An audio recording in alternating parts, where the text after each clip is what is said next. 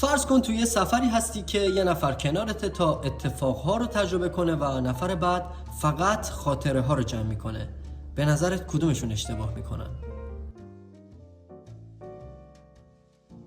سلام و ارادت، من محمد رضا نراقی ام و اینجا با هم روی مهارت‌هایی کار میکنیم که زندگیمون رو متحول میکنه. دوستان، این ویدیو ادامه تحلیل کتاب تفکر سریع و کنده که توی پیجم گذاشتم. توی قسمت قبلی درباره سیستم 1 و 2 و نحوه مدیریتشون صحبت کردیم. امروز میریم سراغ یکی از عمیق‌ترین بخشای این کتاب، دو بخشی که اگه فقط همینا رو درک کنیم کیفیت خوشی، تصمیم گیری و حتی برنامه ریزی کردنمون تغییر چشمگیری پیدا میکنه. خود تجربه کننده و خود روایتگر، دو مغز در یک بدن. نویسنده کتاب میگه ما فقط یک من نداریم و دو نسخه از ما وجود داره. دو تا منی که هر کدوم دنیای خودش رو میبینه و به شکلی متفاوت تصمیم میگیره. من اول خود تجربه کننده هست. این بخش از ما فقط الان رو تجربه میکنه و در لحظه زندگی میکنه. مثال، در یک سفر 6 روز عالی داری و 1 روز بد. خود تجربه کننده مجموعاً سفر فوق‌العاده‌ای داشته. ویژگی های خود تجربه کننده اینه که لحظه محور، احساسی، کوتاه مدت، مثل یک دوربین زنده عمل میکنه و خوشی و ناخوشی رو همون موقع اندازه گیری میکنه. من بعدی خود روایتگر ماست. این بخش از ما داستان میسازه، نه واقعیت لحظه. ببینید خیلی مهمه. برگردیم به همون مثال سفر. گفتیم که در روز آخر یه اتفاق بد میفته. اگر این پایان بد باشه، خود روایتگر کل سفر رو ناامید کننده ثبت میکنه، حتی اگر 6 روز عالی بوده باشه. ویژگی های خود روایتگر اینه که این بخش تصمیم گیر اصلی زندگیه. بر اساس پایان تجربه قضاوت میکنه، نه کل تجربه.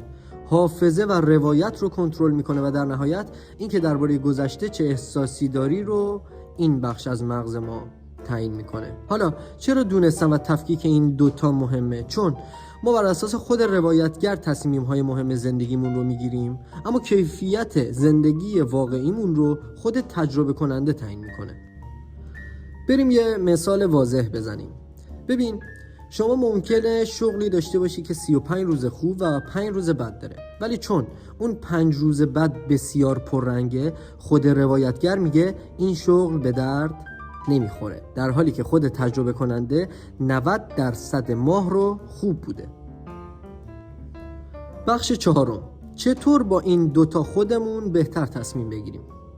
اصل اول، رضایت تجربه و نه فقط رضایت حافظه.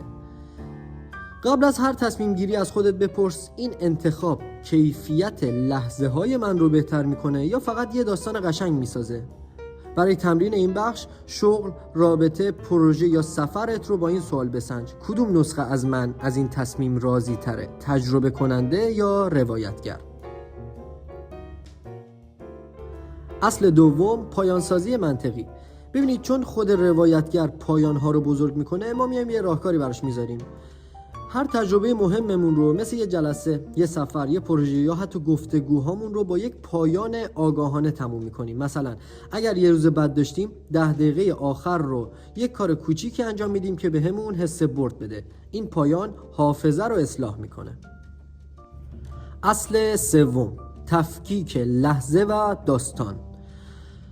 تصمیم‌های بزرگ رو با خود روایتگر بگیر و تصمیم‌های روزمره رو با خود تجربه کننده. نمونه کاربردیشو بهت میگم.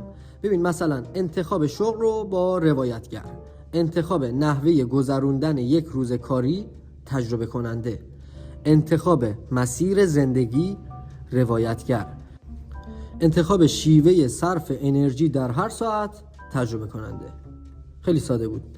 و اصل آخر، ترکیب سیستم ها برای تصمیم گیری دقیق. برای جمع‌بندی یه مرور کلی و جامع به کتاب میندازیم و میریم برای تمرین عملی. فقط برای درک این بخش نیازه که ویدیو قبلی رو حتما ببینی. پس برو تو پیجم و قسمت 1 رو ببین.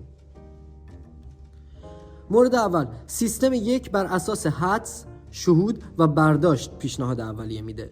مورد دوم، سیستم 2 بر اساس تحلیل داده و منطق بررسی و ویرایش میکنه. مورد سوم، خود روایتگر نتیجه رو ذخیره میکنه و مورد آخر، خود تجربه کننده نتیجه رو تجربه میکنه. پس این یعنی نه شهود به تنهایی کافیه و نه منطق به تنهایی. این دو باید ترکیب بشن. حالا نوبت شماست. اگر بخواید فقط یه تصمیم مهم زندگیتون رو دوباره بسنجین، به نظرت کدومش رو باید با خود تجربه کننده نگاه کنی و کدوم رو با خود روایتگر؟